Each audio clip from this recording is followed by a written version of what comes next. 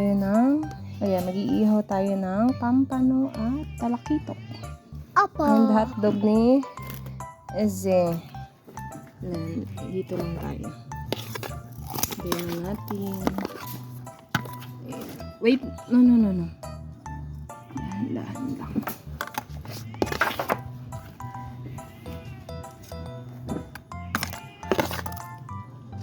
Ilagay natin. Malikot lang guys kasi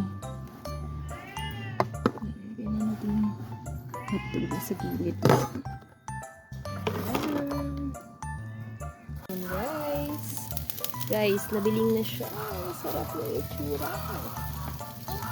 Ayan ang aming ulam. Meron tayong sausawan na maanghang. Masarap talaga ang kain.